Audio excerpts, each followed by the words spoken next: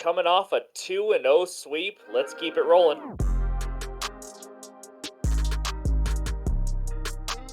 What's going on, everyone? Welcome back into another episode for Just a Bet Outside. I got a smile on my face. Can we call a 2-0 day a sweep in baseball?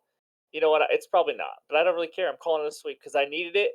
We got it. We also had a 1-0 on the NBA bet, 7-2 run on the NBA bets right now on a freaking tear. So 3-0 day on the channel. That was nice.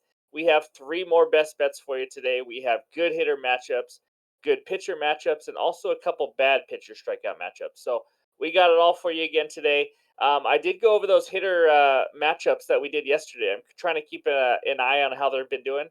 Six of those seven hitters started the game, and out of those six guys, five of them got a hit, and they got a total of 10 hits, mostly because of the Dodger hitters. But so that went well. I had someone in Discord. Shout out to at Photo Man. He sent me a bet slip that he had of three of those hitter matchups, parlayed it together, and got a winner. So good to see those are doing well. Hopefully, you guys are getting some help from those as well. Um, hey, great comments. You guys are crushing it. That was awesome. To see all the movies that you guys like. We got a ton of Moneyball and Major League comments, and Major League was almost my number one. I'm going to be honest with you. Moneyball is great. It just reminds me of Baby G, and it just when allergies kick in when you're watching that movie, your eyes get teary eyed, all that kind of stuff. But that is a great movie. Someone also said The Fan. I haven't seen that movie in freaking forever. I don't even remember if I liked it or not, but I got to go watch it. So thanks for that little tip. I also haven't seen Eight Men Out. I heard that's pretty good, but someone mentioned that also. So thanks for all the comments. That was fun. We're gonna do a movie Monday and something different next Monday also. So thank you guys so much. Appreciate it.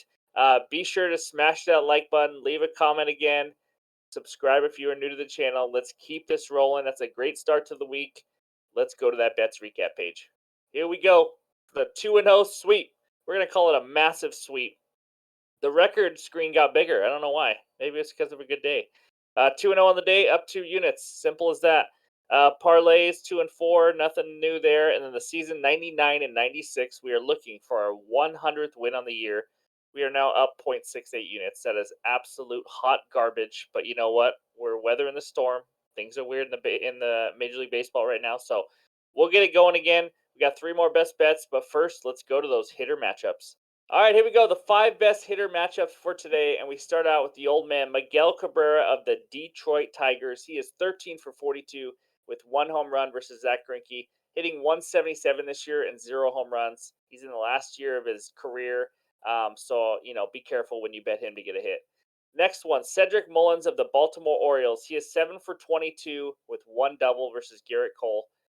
Next one, Christian Vasquez, however you say it, I don't know, of the Minnesota Twins, 12 for 19 with one double versus Alex Cobb. And then Eduardo Escobar of the New York Mets, he is 8 for 14. Get this, four home runs versus Drew Smiley. That's right, four of his eight hits have left the ballpark.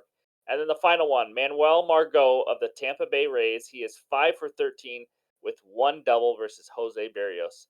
Now let's move on to the good pitcher strikeout matchups. All right, here we go. We got two good pitcher strikeout matchups, and it starts with Mr. Nathan Eovaldi. He is facing the Pirates. Pirates' fourth highest K percentage versus right-handed pitching in the last month. Eovaldi 61 Ks in 60.1 innings.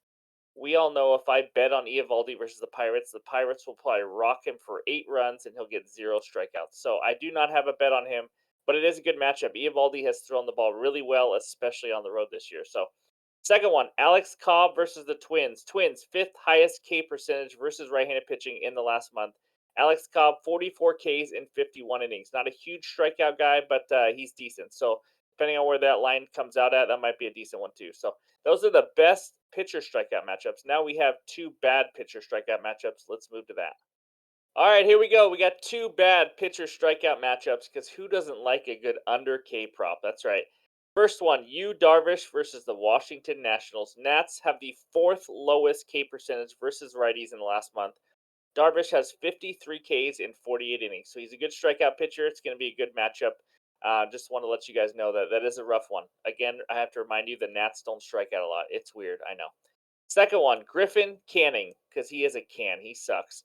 Playing the Red Sox. Red Sox second lowest K percentage versus right-handed pitching in the last month. Canning has 25 Ks in 29.1 innings. He did face the Nationals team I was just talking about, who are very similar to strikeouts as the Red Sox, and he had 4 Ks against that team.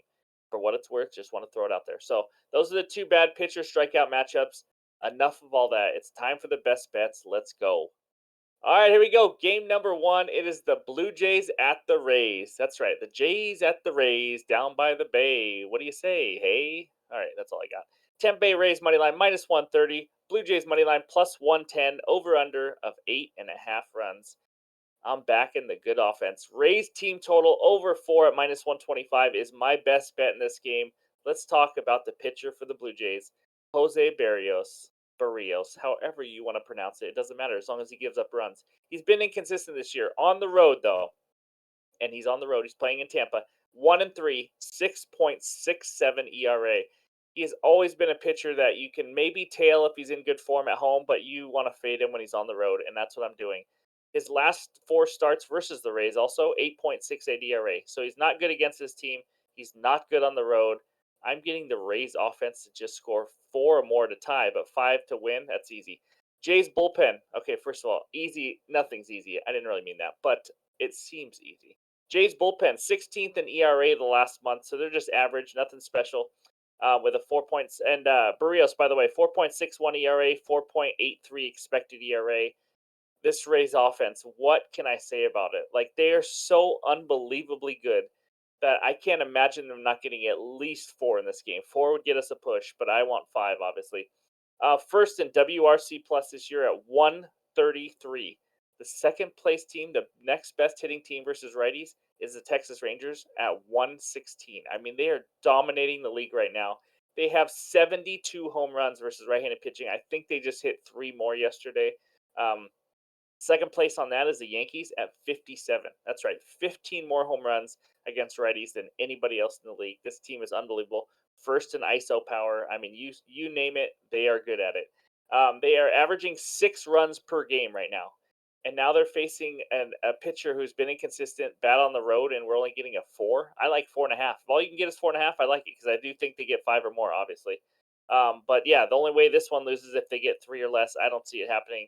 I think the Rays, I mean, with how they hit home runs, it takes 1 or 2 swings. They get to 4 or 5 plus runs easy. So I like them to crush Barrios again as my best bet. Team total over 4. Let's move on to game number 2. All right, here we go. Game number 2. The Los Angeles Dodgers at the Atlanta Braves. Braves money line minus 210. Dodgers money line plus 180. How many times do you see that? Not very often. Over under of 8 runs in this game. Guys, I'm going with another team total because I love betting team totals. The Dodgers team total over 3. That's right. I never thought I would see a 3 next to Dodgers team total, but we're taking it at minus 122. Spencer Strider is on the mound for the Braves. Stud, maybe the best pitcher in Major League Baseball. I get that. 41.5% K rate, which is like unfathomable. That's a good word, right? Fathomable? That's I think that's how you use that word. But anyways, he's given up 11 runs though in his last 21.2 innings. So he is hittable. He's not this guy who has a zero point 0.5 ERA or anything like that. His ERA is right around 3. He's given up 11 runs in the last 21.2 innings, and he's now facing an elite Dodgers hitting lineup. He just faced the Rangers last game out. The Rangers are pretty similar to the Dodgers when it comes to hitting right now, and he threw 5 innings and gave up 4 earned runs. The Dodgers can score off of him. I'm not saying they're going to get 6 runs off just him, but I think they can get 2 or 3 off of him, and then you get to the bullpen. So Strider throws like 5 innings lately, maybe 6. They're going to get 3 to 4 innings against an average lately Braves bullpen, and all they need to do is get 3 just to push. I mean, come on, guys. Top tier offense, third WRC plus, second ISO power. They are absolutely elite right now. They just scored 8 runs today. They were one as an underdog. I just don't even understand how this can be this low. If you only get 3.5, I still like it. Obviously, I love the 3 because if Strider does come out, mow him down, 7 innings. They could get to 3 runs, but I really think they get 4, 5, or 6 runs. This Dodgers lineup is way too good against anybody to be having a team total of 3. So I love the Dodgers team total over 3 as my second best bet of the night. Let's move on to the final game. All right, here we go. The final bet of the night. The Oakland A's at my Seattle Mariners. Mariners money line minus 230. A's money line plus 195. Over under of 8.5 runs. Yes, we are running this back, guys. We just had an over 7.5, which I think it closed at 8 actually yesterday. and the two teams combined for 13 runs. I know, 11 were by the Mariners, but still, they had 13 runs. The Mariners had their ace on the mound, and now they move this over under from 8 to 8.5. That's it. I don't understand it. Over 8.5 runs is my best bet. We have two crappy pitchers. Again, the A's have another crappy pitcher on the mound like they do every day. But the Mariners, instead of Luis Castillo, it is now Marco freaking Gonzalez.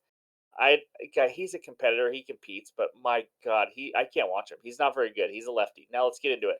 For the A's on the mound, Luis Funky Cold Medina. That's right. Any of you guys that know Tone Loc, one of my favorite CDs, Funky Cold Medina. All right, here we go. 6.88 ERA, 6.56 expected ERA.